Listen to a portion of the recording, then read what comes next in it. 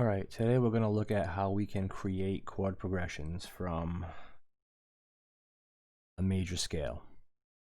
So the first thing I'm going to do is I'm going to turn on my helpers, my note grid highlights if it's not already turned on, and then now you can see how this grid changed here.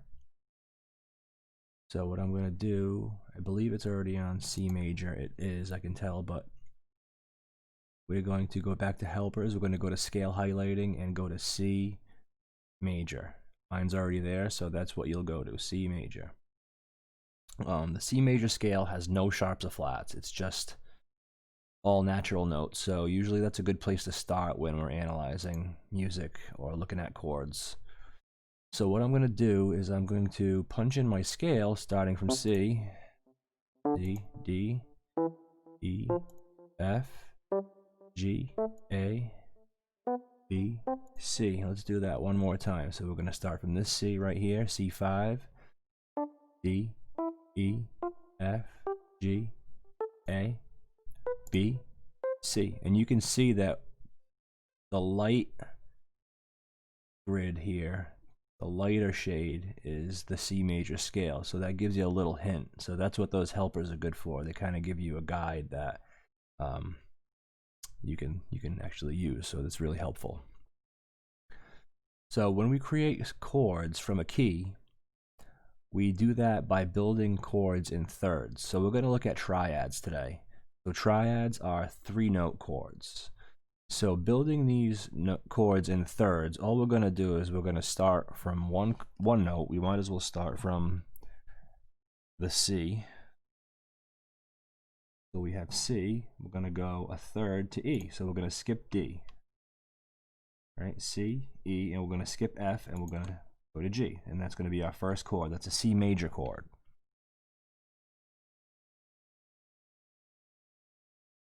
So we're going to move that.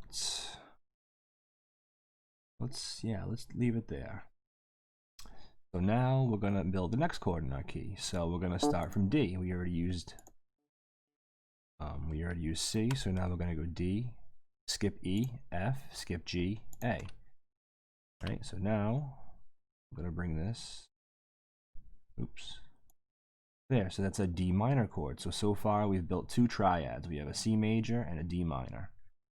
So we're going to keep going on, follow the same thing we're doing, and we have E, skip F, oops, E, I'm going to grab G, we're going to skip A, go to B, copy that over, and we'll bring that over here. So then we have an E minor chord. So we have a C major, D minor, E minor. So now we're going to start from F, skip G, grab A, skip B, grab C, copy that over. Oops. Okay, well, now it's over there. Uh-oh. All right. Here.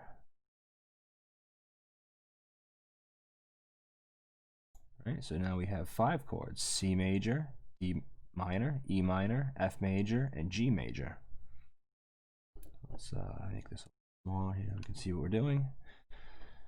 So we're going to start from A now, because we've started from every note so far. C, D, E, F, and G. So now we're going to start from A. We're going to grab A, skip B, grab C, skip D, skip E. So now I'm going to, let's do that. These are still selected. That's my problem. So we're going to grab our, oh, let's do that again. We're going to grab A, C, and E. So copy that, paste it. All right, so now we have our 6th chord, which is our A minor. And now we're going to start from B, our last chord in a key. Right, B, skip C, grab D, skip E, grab F. I'm going to copy that and paste it. And here we have it. We have our 7 triads that make up our C major key. C major, D minor, E minor, F major, G major, A minor, and B diminished. Now, we're not going to get into why these chords are called those names right now, but in every key, it's always going to be the same. So no matter what key you're in, the order is always going to be the same order. 1 major, 2 minor, 3 minor, 4 major, 5 major, 6 minor, 7 diminished. So let's hear what this sounds like if I just play these. All right, let's play this. 120. D minor, E minor, F, G major, A minor, B diminished, back to C. All right, I heard something wrong. This one actually got messed up. So G should be G, B, and D. So I messed that one up somehow. All right, so if we were over here, skip G, skip A, we have B, skip C, we have D. So let's hear that one more time.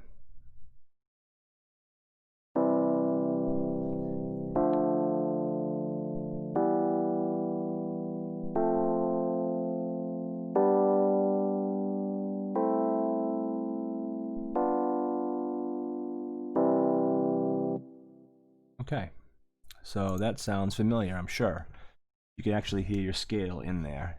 Do, re, mi, fa, sol, la, ti, do. It's right in there. Let's hear that one more time.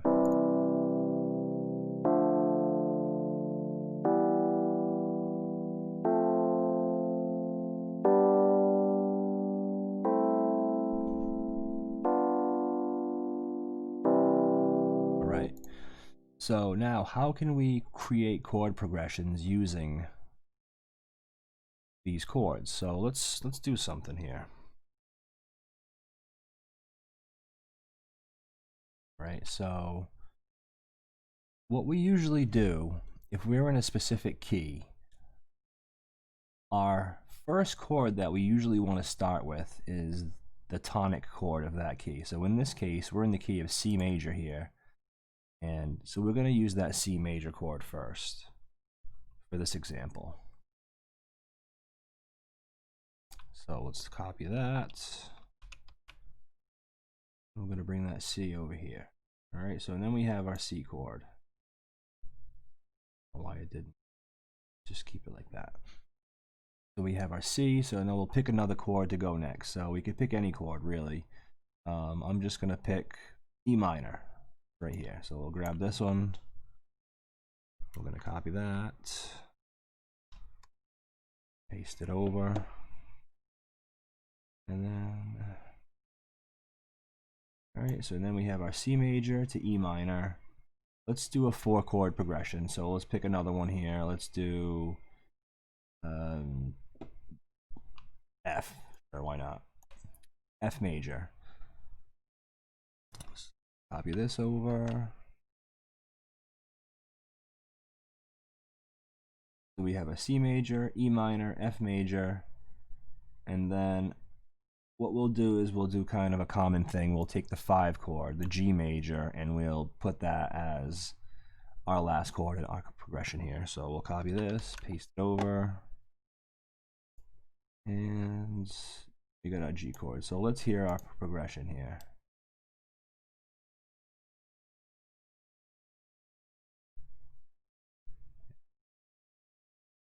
Copy it.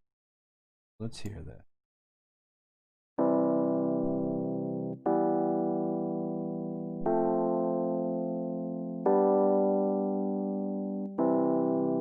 Okay, so that sounds good. Very common thing that could happen in a song.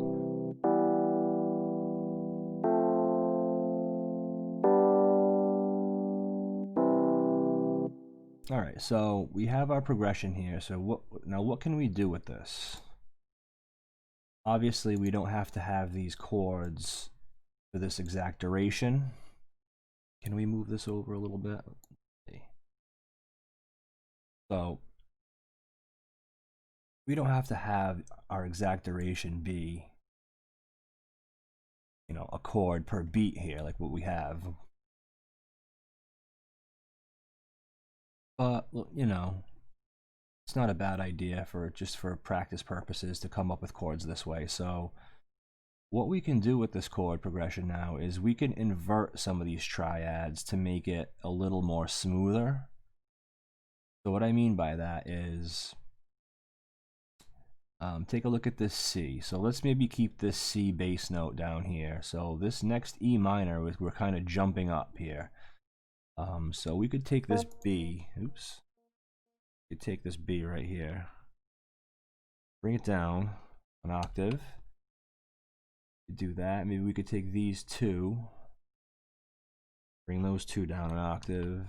They're the same notes now. Well, maybe I could bring, I might not want to do that, so maybe we'll bring this one back up. So the same note, A, we just had it up here, we were bringing it, let's do that again. So now I brought it down to A3. It's the same note. Bring it back up. Oops, why isn't it working? Oh, there it is.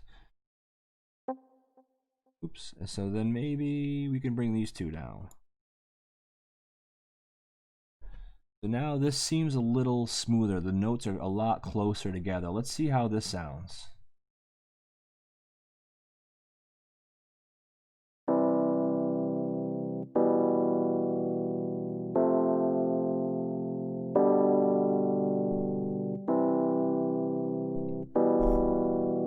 I like that. That's nice. A little more pleasing, I think. It's not jumping around as much. So that's what's called good voice leading. There's minimal movement from one chord to the next. See, the first two chords here are C and our E minor chord, which is an inversion now. These two notes are the same, exact. They don't even move. And this C only moves down 1/2 step to B here, so that's very smooth. And these only move up a little bit and just move back down a little bit, so you can hear how that sounds.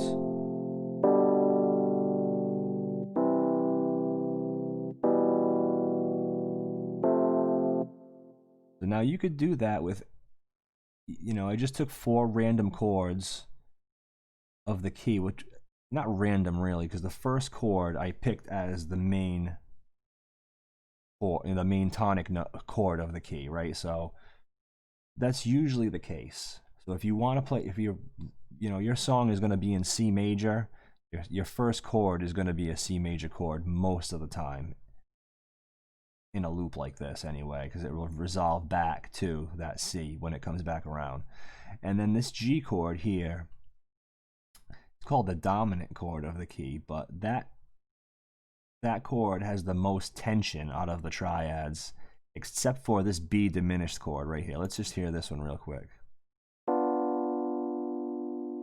That's a tense chord that is used sparingly, actually, but, you know, it is a cool chord. We'll talk about that chord in a later video. But right here, this is a very common chord progression, but, you know, it still sounds good. You can make a great verse or, you know, a loop out of this for sure. So let's hear that one more time. Oops. There we go. C, E minor, F, G. All right, so let's do one more thing now. So these are true triads. I don't know why these are selected. Oops. So these are true triads here. They're only 3 notes, but, you know, you could always double a note or two from these chords. Let's, I want to add another C, you know, and now I have a C4 and a C5. What if I want to add another E? Oops, that's not E. You know, now I have a wider chord here. It's gonna give us a different sound. So, about if I add another C up here. Oops. All right. And then how about if I add another B up here? Right, so now let's take a listen to this. It's going to sound, you know, the same, but we're going to have a little bit more of a lush sound because we're extending the triads to a different voicing. I don't know why I keep clicking like that.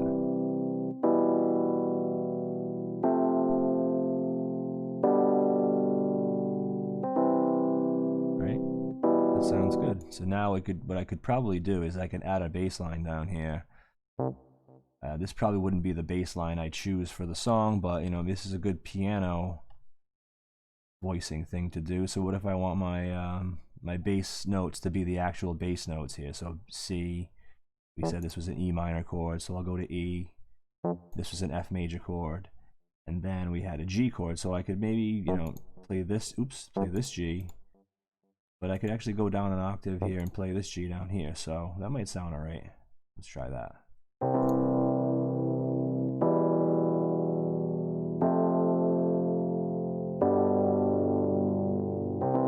right, 1, 3, 4, 5.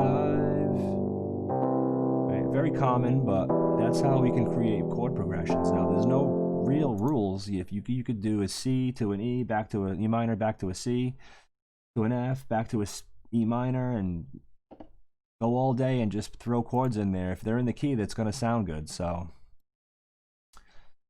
all right, so that's our first video here. If you have any questions, just hit me up in the comments. If you like this video, give me a like, subscribe. I'm going to actually have a lot more videos coming out. We're going to go in deep with some chord theory, so you guys can really up your game with songwriting and producing and making actually really nice original chords. We'll get into chord substitutions. We'll get into tensions, chord extensions. We'll get into secondary dominant chords. We'll get into modal interchange chords. What that all means, so we can get some nice spicy chord progressions for you guys. But you know, this will get you going right here, so you can take any of these chords. Probably start on the 1 chord. You know, that's probably the best bet to start with at first, and then just your heart's desire, just keep pasting and see what sounds good. And that's the key thing. If it sounds good, then go for it, right? All right, guys. Till next time.